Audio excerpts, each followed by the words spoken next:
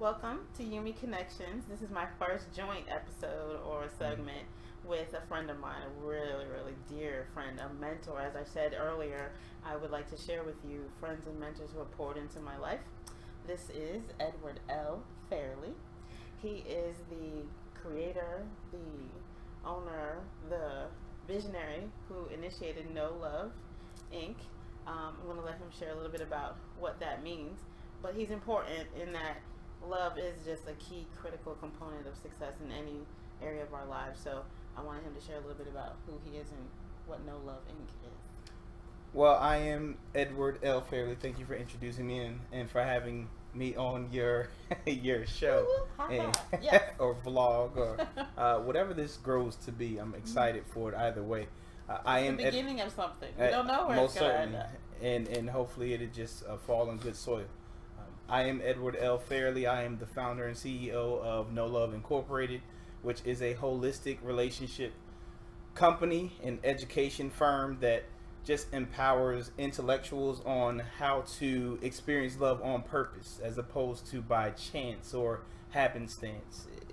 It empowers individuals so that they can end up coaching or counseling themselves through their relationship experiences or even issues. So that's what No Love is about, is just empowering people so that they can experience love on purpose. So many do it by chance, and if you're doing it by chance, it cannot be consistent, and you can easily lose it. But if you understand what's going on, you can experience it all the time. You know what's really key about what you said is that he did not use relationships in the term of romantic relationships, and that's pretty important. So, could you give us a little bit of detail of why you kind of didn't, let it go toward the romantic love? Well, because it all goes together. I mean, relationships are, in general, they go together, whether it leads to romantic or just a friendship or even, in our case, family. Yes! It's just something that if it's done correctly, it can be, no matter what the platform or the situation or the setup, it just works. It does just work, okay? This works. And sometimes we are yin and yang, and sometimes we are up and down, and sometimes I don't get why he doesn't smile. I have a lot of energy. He has some. But he's potent when it comes to really being clear about what you're trying to say. So what I wanted to talk about is, I'm going to use myself. One of the areas that I've really always had an issue with is in being transparent, I would say. And that translates into the buzzword authentic.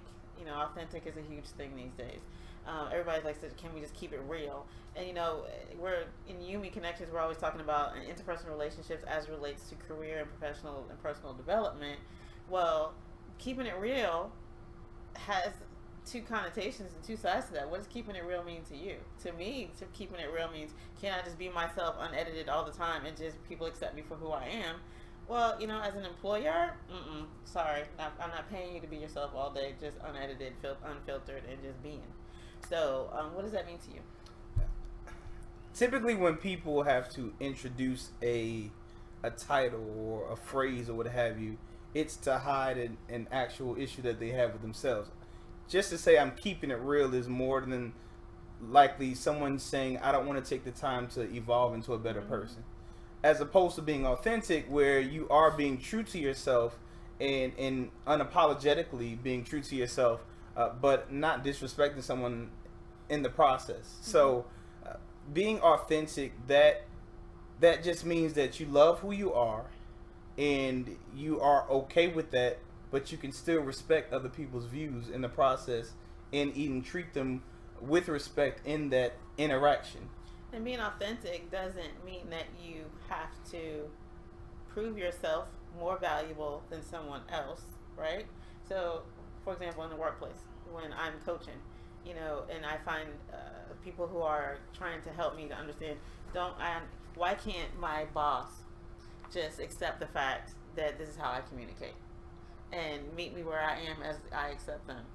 Well, in some cases, you don't have the liberty of kind of expecting someone else to accept you the way you are. You're in a situation where you're expected to adapt, right? Sometimes adapting can be perceived as selling out. I've navigated my career, I've adapted. I've been a chameleon, like, in some ways, because I've done everything, right? So I've done sales, and I've done community engagement, and I've done management, and I've done media, and all of those different careers require a different side of myself. That's not necessarily selling out, but it can sometimes come across as schizophrenia. Which one are you today?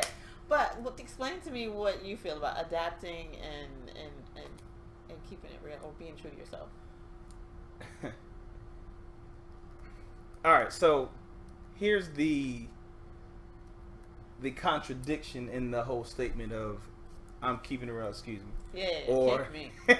or deciding that I'm not going to adapt, because I don't want to call it being a hypocrite. It is being a hypocrite, because a little bit, right? Yeah, if you are frustrated because they won't receive how you do things, that means you're not being receptive to how they do things. So it's a selfish statement, and with anything, it's going to take teamwork. So oftentimes people don't even communicate that this is my learning style, my training style, whatever. So that doesn't even give that person the opportunity to adapt to you. And also, if you don't take the time to learn their style, you cannot respond to them so that you two can work together effectively. So if it takes for you two to work together, you have to, for one, learn that person so that you can provide them with what they need, so that you two can successfully get to where you need to go. And when you do provide them with what they need, they'll be more receptive to giving you what you need. Right. And so that's when it'll work together. It's about who's first. I think sometimes, and again, I'm oh, that's a great statement. It's about who's first. Nobody wants to be first. Nobody wants to be the first to acquiesce and say, how do you learn? How can I help you? How can I better communicate with you to get to where I need an understanding, right? It's even deeper than that. It's like, I don't want to give in first. They need to respect me. You know, they say it all the time. To get respect, you got to give respect. Yes. So when do you give it first? So you need to give it. Go ahead and give it, or just at least show them that you can, so that they will be receptive to giving you that quote unquote respect.